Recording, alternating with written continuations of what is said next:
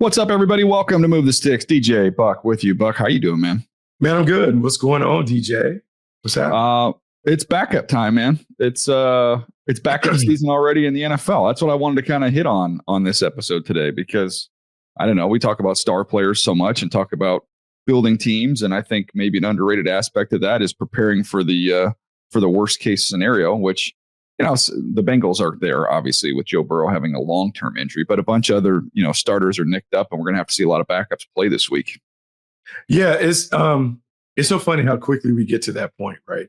We get to the point where we talk about quarterback being the most important position in football and whether you rank the backup quarterback on the roster and how much value are you placing in the backup. And what some would deem to be a throwaway position, because some would say, well, if your quarterback gets hurt, the season is over anyway. Others are saying, no. Let's make sure we get a good quarterback in our system that we can develop. And one of the things that, since we're talking about it, I find fascinating, Jake Browning with the Cincinnati Bengals. And the reason why I'm fascinated is the outside world is saying, well, Cincinnati has to go trade for a quarterback. Internally, the Bengals are saying, no, we got our guy. He's been here for years in this system. He's played for us. We're good. I just think it's interesting that so many people think that you can just drop a quarterback in and in 2 weeks he's ready to play and save our season. And I just think that's an anomaly if it ever happened. Yeah, there's so many different areas to hit on that. And I want to, talk about these guys we're going to see, specifically talking about Jake Browning, Marcus Mariota, potentially with Jaden Daniels as we're recording this, a little iffy. Tyrod Taylor's going to go for the Jets. We've got Mac Jones. We'll see what happens with Brock Purdy there, but Mac Jones looking like it with the Niners again. And Carson Wentz is one who's next up here with JJ McCarthy hurt. So I pulled all these guys' numbers from the last 5 years. So I wanted to look at kind of what those numbers look like so we can get kind of the number look at it of what to anticipate there. But before we even get to that part of it, Buck, I want to have the discussion of we know about the importance, and we'll get to that too. You touched on it, of having a quality backup. But I wrote down the traits that you'd want in a backup quarterback. And I'd love to get your thoughts, and if you're with me, or if there's something you want to add to it. And I want to put the backups in a different category here. The just waiting your turn, which is the Jackson Darts of the world, like the first round picks who are going to be the starters. Those aren't backup quarterbacks. They're just biding some time. Yeah. They just wait.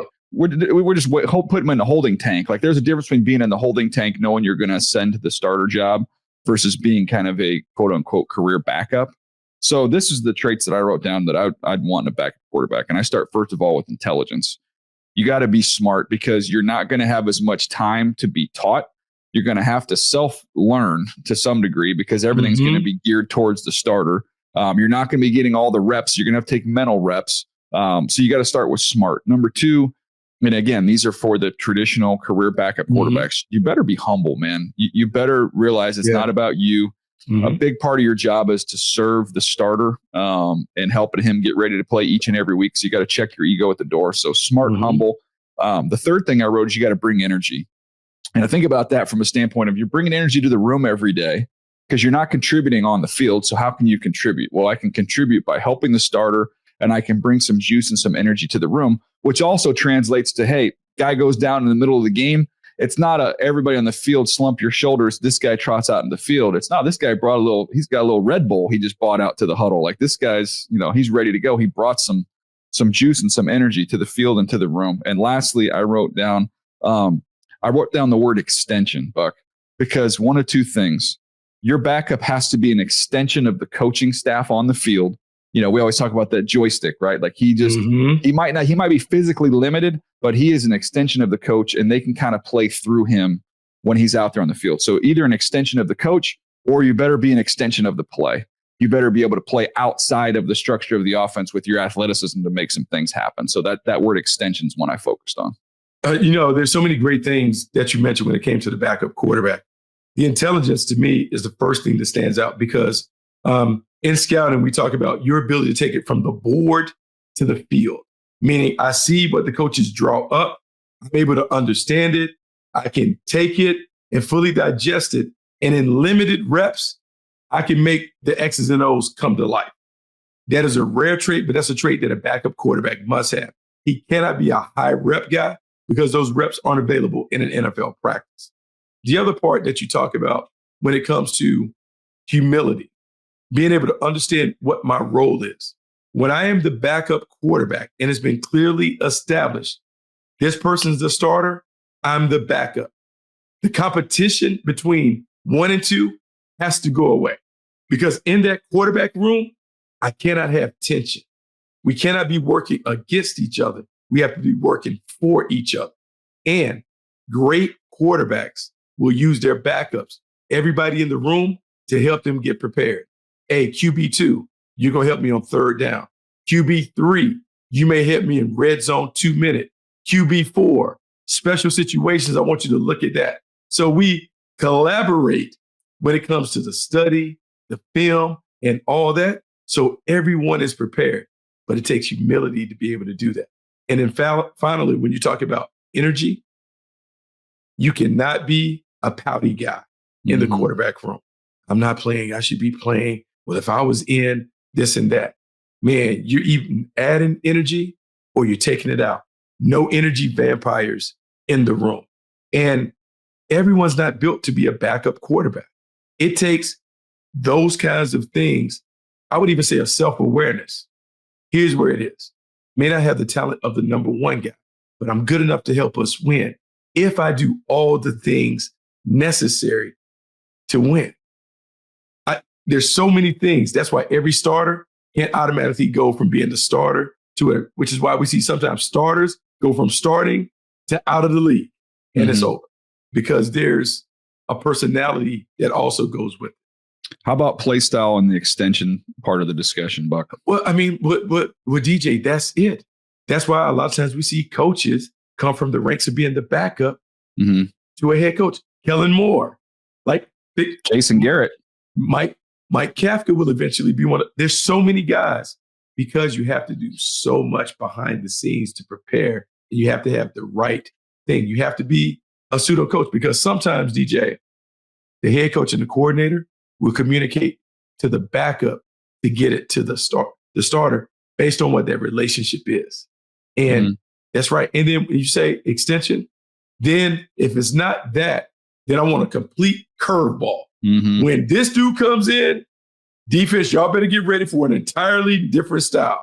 And we've worked on it. We have a small menu. We're able to do it. I would say a little bit of this was Malik Willis stepping in for Jordan Love.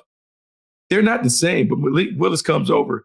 He gave the Packers a different style quarterback, and they were able to use it successfully. Yeah, extension matters, whether it's extension of the coaching staff or being able to extend the play. No doubt.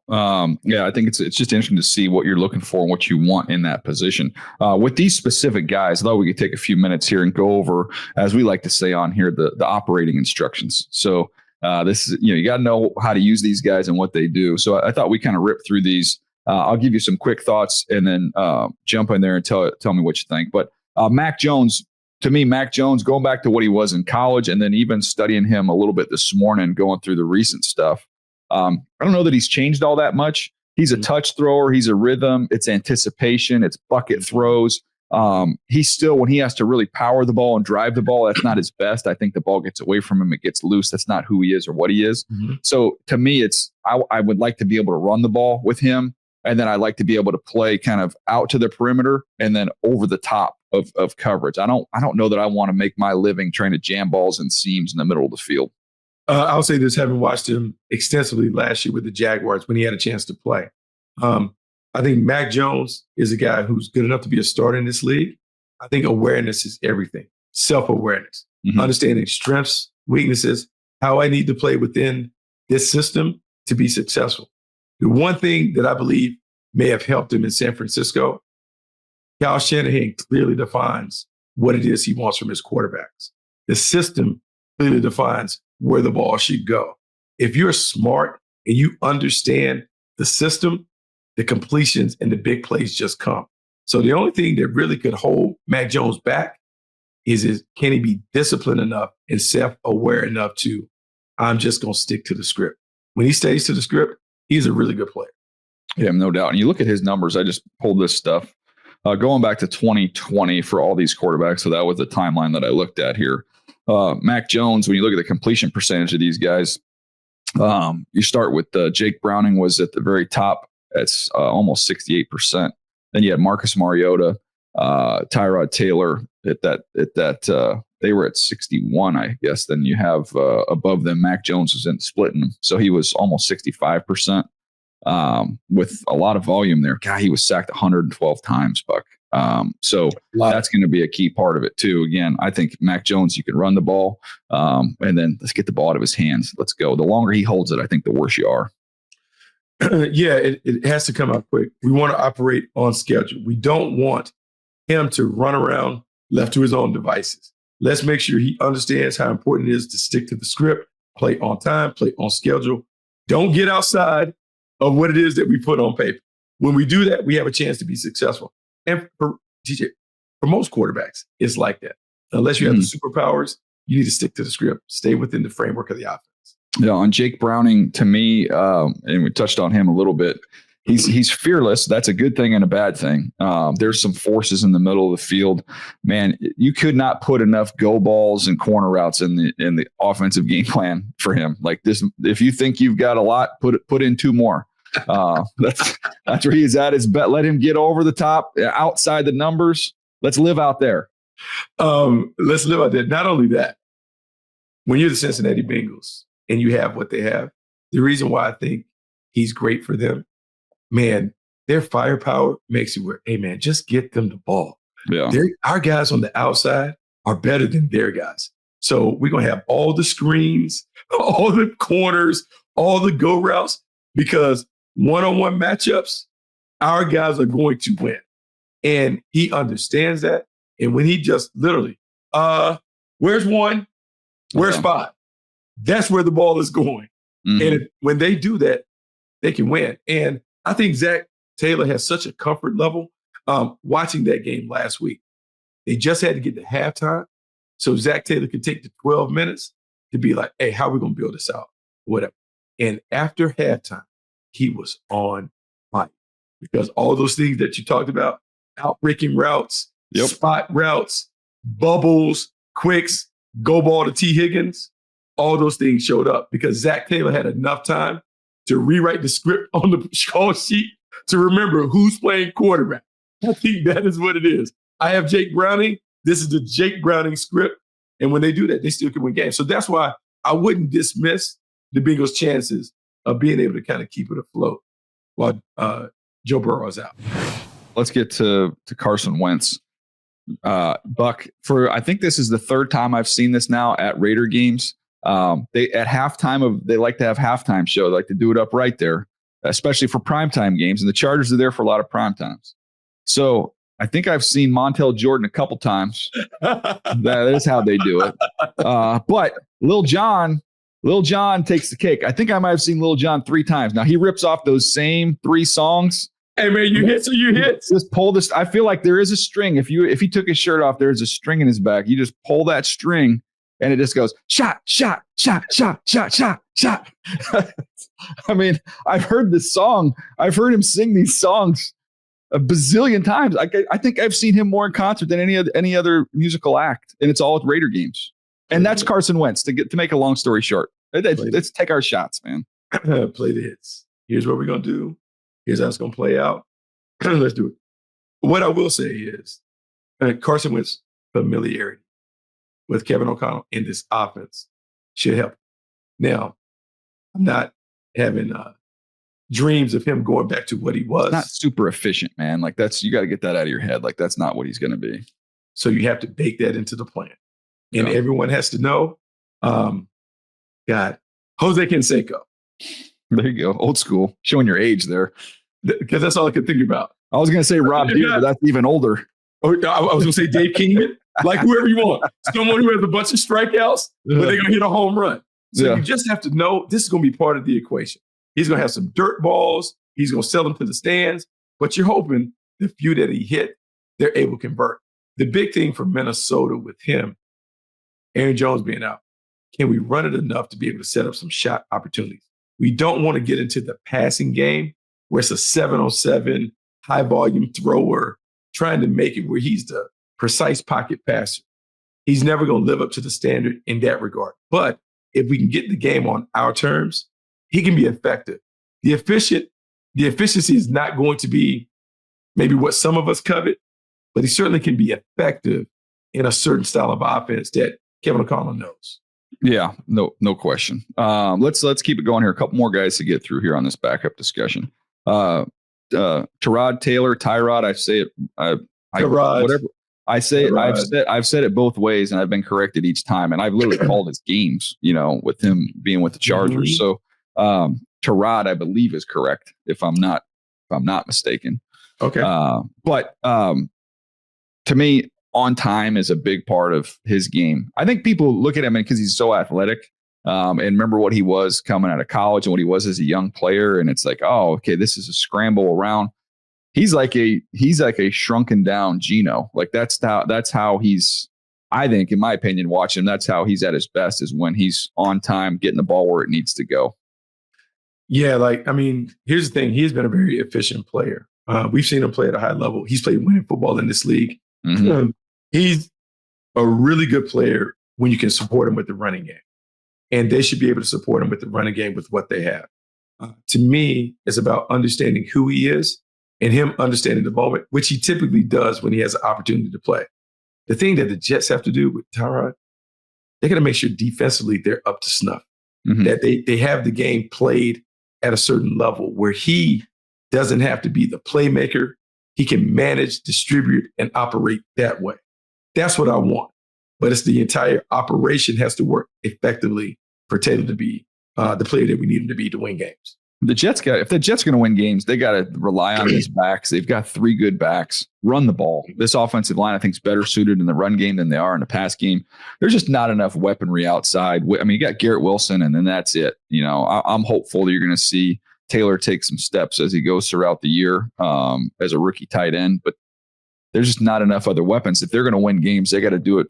Just chew up clock, run the football. You got roll those backs through, keep them all fresh. And at least with Tyrod, you got to account for him in the run game. You don't need him to run the ball much, but just the fact that he can pull it, once or twice a game, you got to account for him. That should help their run game. So I think that's the operating instructions there for the Jets. Last one, we'll see if we see Marcus Mariota or not. But what are your expectations and what makes it work? What are the operating instructions for Mariota? Man, I think Cliff Kingsbury's offense has some diversity to it that you can just lean on the weapons on the outside. You got Deebo Samuel, you got Terry McLaurin, you have Zach Ertz. You don't need Marcus Mariota to be the guy that came from Oregon that was an athletic phenom and those things. Smart, efficient, effective. Be smart with the ball.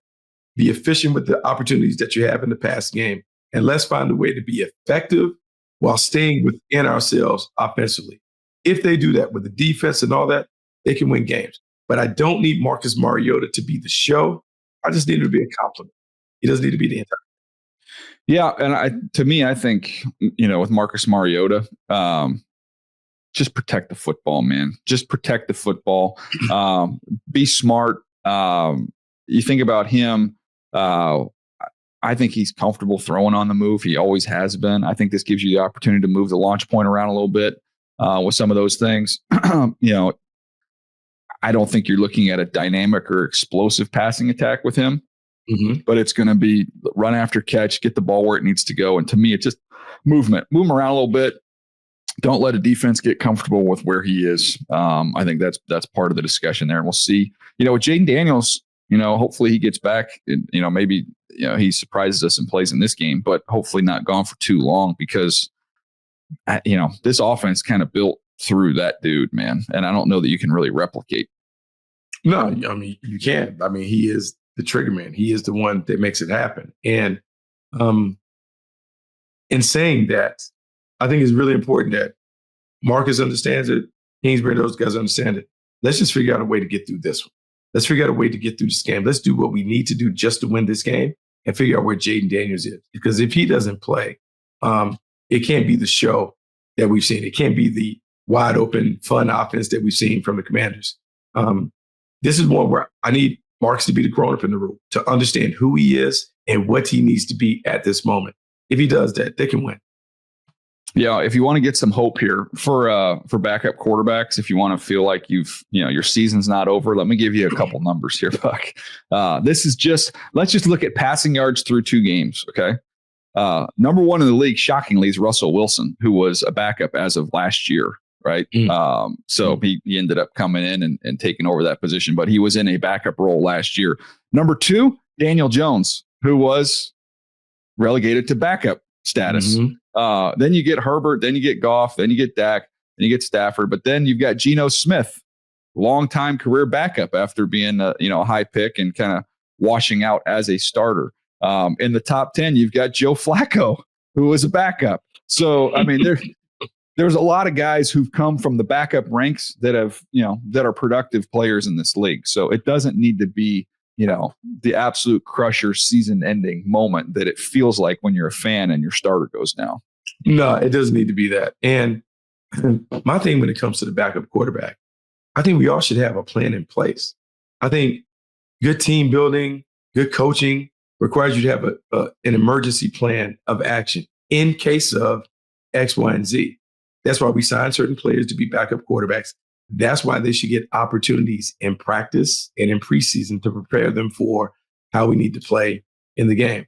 If you're haphazard about the backup quarterback, you're doing it wrong. Hopefully we get a chance to see some of these guys have success, and maybe it will be a springboard like Danny Dimes, right now, one of my favorite quarterbacks in the league, who's shown maybe it wasn't me, maybe it was thee, as he took his ball, went to Indianapolis, and did what I think you may have talked about him doing. If he goes to Indianapolis, he might be. We talked about that. I feel like you might have had some insider trading. That's what I feel like. Wow, whoa. I feel like you're so positive. I'm looking at this dude throw for yards. I'm like, maybe. Maybe. I'm not going to admit or deny anything there. But we did a full podcast episode on the next reclamation project. I think I have to go back on that. I think you might even be the one who took him number one. So it's worked out. It's worked out so far. And by the way, we're both old enough to remember Nick Foles taking a team to a Super Bowl. How about that? And it comes full circle on an episode where we're talking about the guy who was going to be the MVP that year going down. And now we're talking about, can he be a functional backup for J.J. McCarthy, who's started all of 2 games in this league, Carson Wentz. So this thing comes full circle quick, man. Quickly. And that's why you just got to hang on.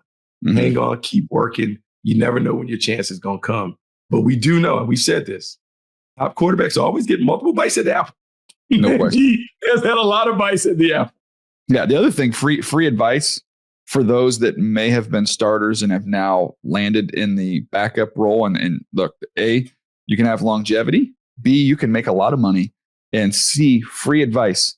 Find out what the hottest scheme is in the league and try and get on with one of those teams. Because when you are with that crew, and it is the McVay Shanahan tree, when you are in with those guys, they are littered all over the league. And once you get that stamp of approval, Buck, you got a job for life.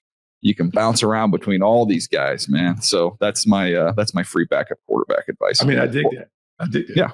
Well, there we go. We just did a whole episode on backup quarterbacks. That's what America needs right now. We need to dive more in backups. Yeah. Oh, so now we've got the Jets media guide, Tyrod. So they are going Tyrod. In 28 with Cleveland, it was Tyrod. That's what I'm saying. I've been criticized both ways. He said, it's Tyrod. They changed their pronunciation. Like he not helping us any, man. Not doing us any favors at all. Anyways, there we go. There's your backup quarterback episode. We'll be back tomorrow with a look ahead. We'll chat about some of these teams that started out hot 2-0, some 0-2 teams. We'll look at the different spectrums there and see where we've got some hope and where we've got some fear, as well as look ahead to some ball games this weekend. We'll have you there tomorrow right here on Move the Sticks.